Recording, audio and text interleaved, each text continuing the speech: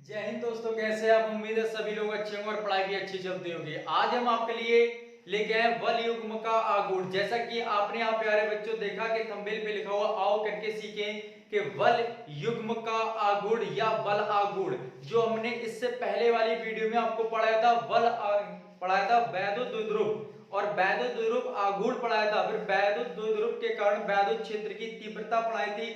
अब हम वैद्युत आप सब लोगों को पता होगा अच्छे से कि वैद्युत क्या होता है, और उस आज वैद्युत को हम किस में रखेंगे? एक समान वैद्युत क्षेत्र में रखेंगे।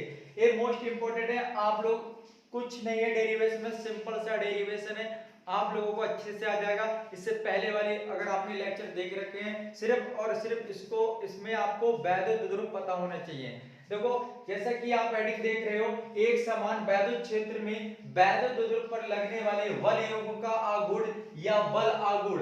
एक बात याद रखना बेटा, जो बल आगुण होता है इसे हम टाउ से प्रदर्शित करते हैं, टाउ से दिखाते हैं यहाँ पे। तो सबसे पहले एक समान वैद्युत क्षेत्र होगा, उसमें हम एक वैद्युत ध्रुव को रखेंगे जिस पर किसका अध्ययन करेंगे? उस पे लगने वाले बल की गणना करेंगे। तो आओ हम सीखते हैं। यहाँ पे सबसे पहले हमें एक समान वैद्युत क्षेत्र बना लेना चाहिए। एक समान वैद्युत क्षेत्र बना लोगे आप उसको, एक समान वैद्युत क्षेत्र, एक समान वैद्युत क्षेत्र, ये वैद्युत बल रेखाएं दिखा रहे हैं जो एक समान, तो ये क्या हो जाएगा? एक समान वैद्युत क्षेत्र। अब इस वैद्युत क्षेत्र में यानी कि ये प्लस से स्टार्ट होती है, माइनस पर समाप्त हो जाती है। अब इस एक समान वैद्युत क्षेत्र क्या है? ये ई है, इलेक्ट्रिक फील्ड। ठीक है, तो इसमें हम एक वैद्युत ध्रुव क्या था? वैद्युत ध्रुव था। ये एक ऐसा निकाय है जिसपे दो बराबर और विपरीत प्रकृति के आवेश एक अल्प दूरी पर रखे होते हैं। अब इस वैद्युत ध्रुव को उठा के लेके आओ और एक समान वैद्युत क्षेत्र में रख दो। तो यहां पर मैं इस प्रकार रख देता हूं उसको, ये वैद्युत ध्रुव है, ये वैद्युत ध्रुव है, इसका नाम ए, और यहां पे लिख देते हैं वी। और इसकी दूरी कितनी है? 2l दूरी है। यहां से यहां तक कितनी दूरी है? 2l दूरी है। इस पर एक प्लस का q आवेश रखा होता है, इस पर एक प्लस का q आवेश होता है और एक माइनस का होता है। प्लस q आवेश है और एक क्या, इस पर माइनस का q आवेश है। ठीक है, दिखता होगा यहाँ पे, ठीक छोटा दिखता होगा, समझने का प्रयास करो। यहां लिख देता हूं, चलो, माइनस का q आवेश रखा हुआ है। ठीक है, अब देखो, एक समान वैद्युत क्षेत्र में एक वैद्युत द्विध्रुव रखा हुआ है। वैद्युत द्विध्रुव क्या होता है? जिसपे दो बराबर आवेश और विपरीत प्रकृति के एक दूसरे से अल्प दूरी पर होते हैं। एक समान वैद्युत क्षेत्र में मान लेते हैं ये थीटा कोण पर रखा हुआ है। वैद्युत क्षेत्र की दिशा से कितने कोण बना रहा है? ये थीटा कोण बना रहा है। अब इस पर, इस वैद्युत क्षेत्र के कारण इस प्लस q आवेश पर एक बल लगेगा जो कि वैद्युत क्षेत्र की दिशा में लगेगा F। F बराबर कितना? QE। वैद्युत क्षेत्र की तीव्रता पढ़ाई थी मैंने आपको, जो E बराबर F/Q था, और F की वैल्यू निकालेंगे तो वहां से QE हो जाएगी। यानी कि ये प्लस से स्टार्ट होती है, माइनस पर समाप्त हो जाती है। तो यहाँ पर इधर क्या होगा? माइनस होगा और इधर प्लस होगा। तो ये प्लस, इस प्लस q आवेश पर प्रतिकर्षण बल लगाएगा और ये माइनस आकर्षण करेगा अपनी ओर। तो इस पे लगने वाला बल जो होगा वैद्युत क्षेत्र की दिशा में F बराबर QE होगा। अब यहाँ पर जो माइनस का q आवेश है, तो इस वाले आवेश पर किधर बल लगेगा? ये माइनस है तो इधर माइनस, तो प्रतिकर्षण इधर को करेगा, और इधर प्लस है तो प्लस जो है अपनी ओर आकर्षित करेगा। तो इस पे लगने वाला बल F बराबर कितना हो जाएगा? QE हो जाएगा। यानी कि वैद्युत ध्रुव जो एक समान वैद्युत क्षेत्र में रखा है, तो वैद्युत क्षेत्र के कारण इसके प्लस q आवेश पर वैद्युत क्षेत्र की दिशा में एक बल लग रहा है F बराबर QE, और माइनस q आवेश पर वैद्युत क्षेत्र के विपरीत एक बल लग रहा है F बराबर QE। यहाँ पर दोनों बराबर बल लग रहे हैं और इस दोनों बराबर हैं, ठीक है, विपरीत दिशा में है यहाँ पे, तो इसे घुमाने का कार्य कर रहे हैं, एक बल युग्म आघूर्ण बना रहे हैं। युग्म का मतलब दो जोड़े जो होते हैं, युग्म का मतलब जोड़े, इसे घुमाने का कार्य कर रहे हैं इस तरीके से, जिसको हम कहते हैं बल आघूर्ण, जिसे हम दिखाते हैं टाउ से दिखाते हैं। ठीक, क्लियर? इसकी परिभाषा आप अपने आप से लिख लोगे अच्छे से कि माना एक समान वैद्युत क्षेत्र में, माना एक समान वैद्युत क्षेत्र में एक वैद्युत द्विध्रुव AB जिसका वैद्युत द्विध्रुव आघूर्ण P बराबर Q इंटू 2L है। एक समान वैद्युत क्षेत्र में वैद्युत क्षेत्र की दिशा से थीटा कोण बना रहा है। वैद्युत क्षेत्र के कारण इसके प्लस q आवेश पर वैद्युत क्षेत्र की दिशा में एक बल कार्य कर रहा है F बराबर QE। वैद्युत क्षेत्र के विपरीत माइनस क्यू आवेश पर वैद्युत क्षेत्र के विपरीत एक बल लग रहा है क्यू। ठीक, क्लियर। फिर बता देता हूं, माना एक समान वैद्युत क्षेत्र में एक वैद्युत द्विध्रुव ए बी जिसका वैद्युत द्विध्रुव आघूर्ण P बराबर Q इंटू 2L है, एक समान वैद्युत क्षेत्र की दिशा से थीटा कोण पर रखा है। क्लियर। इस वैद्युत क्षेत्र के कारण वैद्युत ध्रुव के प्लस Q आवेश पर वैद्युत क्षेत्र की दिशा में एक बल कार्य कर रहा है F बराबर QE तथा माइनस Q आवेश पर वैद्युत क्षेत्र के विपरीत एक बल कार्य कर रहा है F बराबर QE। यहाँ यदि यह दो बराबर और विपरीत बल लग रहे हैं, ये एक बल युग्म आघूर्ण बनाते हैं। यदि इन पे लगने वाला बल युग्म आघूर्ण टाउ बराबर, ठीक है, क्लियर हो गया इतना। मैं यहाँ पे इसका डेरिवेशन फार्मूला यहाँ पे व्यंजक प्राप्त करते हैं इसका, आप लोग समझते रहोगे। ठीक है, जो मैंने परिभाषा बोली ऐसे ही अपने आप जो आपको समझ में आता है, जो यहाँ काम करा है वही लिख सकते हो आप यहाँ पे। ठीक, तो यहाँ पर हम लिखेंगे कि इन पे लगने वाला बल युग्म टाउ बराबर किसी एक बल का मान, फार्मूला क्या होता है कि किसी एक बल का मान, किसी एक बल का मान, किसी एक बल का मान गुणा दोनों की जो क्रिया लंबवत बीच की दूरी होती है, जो यहाँ क्रिया कर रहे हैं, देखो क्रिया कहां कर रहे हैं, ये कर रहे हैं क्रिया लंबवत बीच की दूरी, जहां ये दोनों क्रिया ऐसे होगी, ये घुमाने का कार्य करेंगे, तो जो क्रिया हो रही है उनकी लंबवत बीच की दूरी। ठीक है, तो यहां लिख लोगे क्रिया, जहां क्रिया हो रही क्रिया लंबवत बीच की दूरी। ठीक है, ये दूरी, ये पॉइंट ले लेते हैं अपन लोग, सी ले लेते हैं। ठीक है, वी सी हो जाएगा। तो टाउ बराबर किसी एक बल का मान, जैसे F ले लोगे, गुणा क्रिया लंबवत बीच की दूरी क्या हो जाएगी, BC हो जाएगा आपका, VC हो जाएगा।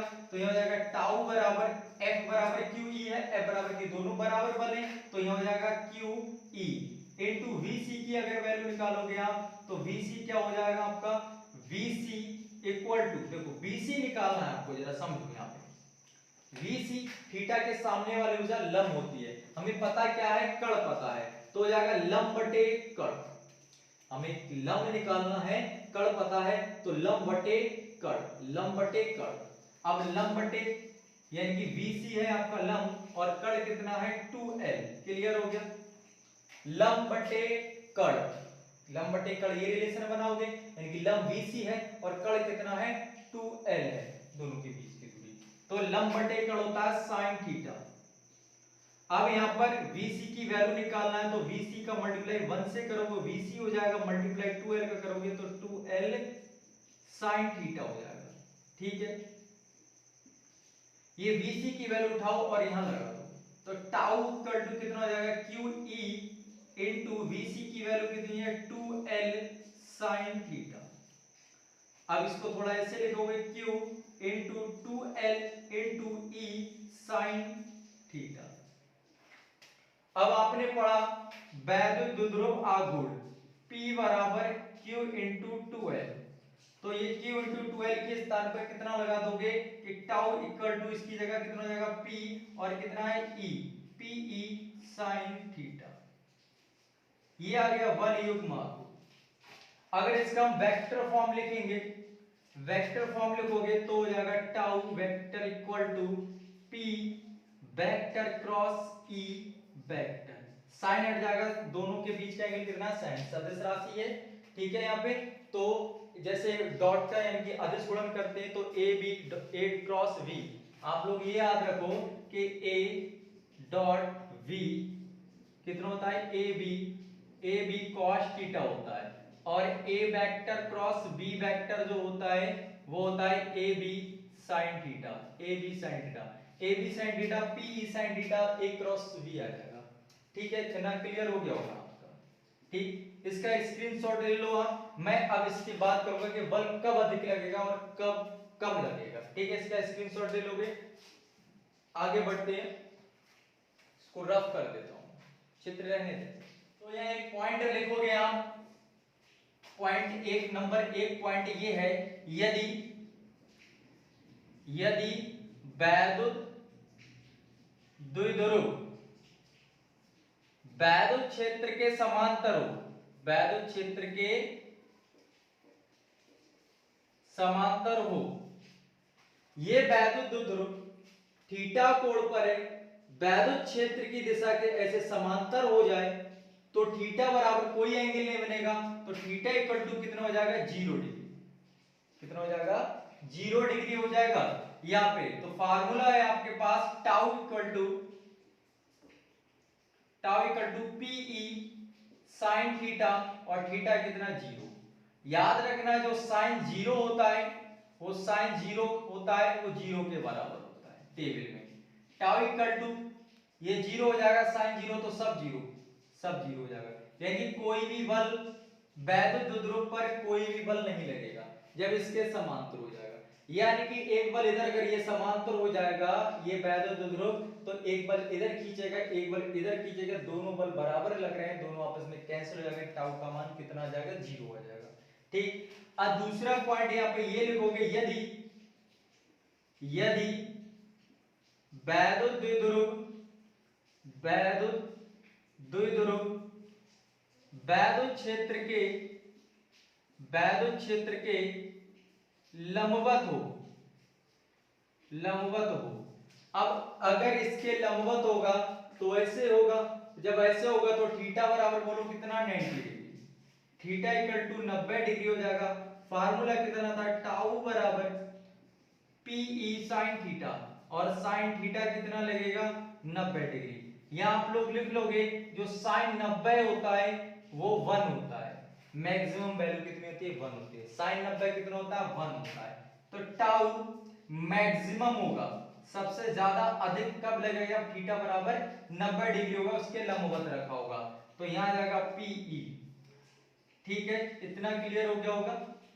अब इसके आधार पे परिभाषा एग्जाम में कभी कभी पूछ लेता है कि वैद्युत द्विध्रुव आघूर्ण वैद्युत द्विध्रुव आघूर्ण पर लगने वाला बलयुग्म आघूर्ण है जो टाउ, उसके आधार पर परिभाषा दीजिए किसकी, वैद्युत द्विध्रुव आघूर्ण की। ठीक, तो यहां पर आप समझोगे, ये चित्र को मैं रफ कर देता हूं।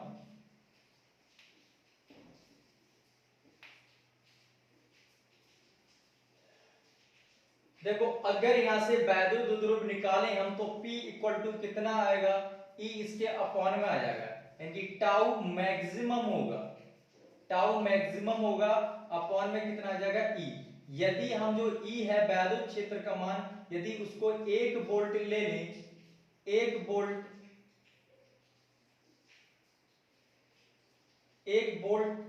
पर मीटर ऐसा कुछ ले लें, यानी कि इसका मान 1 ले लें E का मान, तो यहाँ P जो हो जाएगा वो टाउ मैक्सिमम जो है मैक्सिमम के बराबर हो जाएगा। यहां से परिभाषा इसकी ये बनेगी, यदि किसी वैद्युत द्विध्रुव का, कोई वैद्युत द्विध्रुव है, माइनस का क्यू प्लस का क्यू 12 दूरी है, और इसका क्या होता है P बराबर Q इंटू 12 होता है, तो P हमारे पास ये है। तो यदि किसी वैद्युत द्विध्रुव आघूर्ण बराबर होता है उस पे लगने वाले बल युग्म के आघूर्ण के बराबर, ये क्या है बल युग्म आघूर्ण है, यानी बल आघूर्ण है, ये क्या है बल आघूर्ण है, ये वैद्युत द्विध्रुव आघूर्ण है। ठीक है, वैद्युत द्विध्रुव, क्लियर, बराबर है ये दोनों, वैद्युत द्विध्रुव आघूर्ण है, ये बल आघूर्ण है। तो कहना यदि किसी वैद्युत द्विध्रुव का वैद्युत द्विध्रुव आघूर्ण बराबर होता है उसके बल आघूर्ण के बराबर, जबकि वैद्युत द्विध्रुव लंबवत हो, कैसे हो लंबवत हो, जबकि वैद्युत द्विध्रुव लंबवत हो एकांक तीव्रता के क्षेत्रफल में, समझ में आ गया। यदि किसी वैद्युत द्विध्रुव का वैद्युत द्विध्रुव आघूर्ण बराबर होता है बल आघूर्ण के, उस पे लगने वाले बल आघूर्ण के, जबकि वैद्युत द्विध्रुव लंबवत हो, किसके लंबवत हो वैद्युत क्षेत्र की एकांक तीव्रता की। ठीक है, ये परिभाषा आप लोग दे दोगे। इतना क्लियर हो गया होगा, ठीक है। तो आज की वीडियो में हम लोग इतना ही रखते हैं और आने वाले लेक्चर में हम इसके लिए पे न्यूमेरिकल लगाएंगे और जो कि आप लोग अच्छे से रिवीजन, इसके एक एक फार्मूले आप अच्छे से पढ़ लेना। जो स्टार्टिंग से कराया अब तक जो फार्मूले कराए हैं मैं सारे फार्मूले बोर्ड पे लिख दूंगा और इसमें कम से कम 10 क्वेश्चन, 10 न्यूमेरिकल, बेस्ट न्यूमेरिकल जो प्रीवियस पेपर पे आए हुए हैं और जो पहले भी आ चुके हैं और जो पिछले साल आए हैं उस पे हम सारे न्यूमेरिकल, इस चैप्टर के सारे न्यूमेरिकल लगा लेंगे। आप लोग ऐसे ही पढ़ाई करते रहिए अच्छे से। जय हिंद।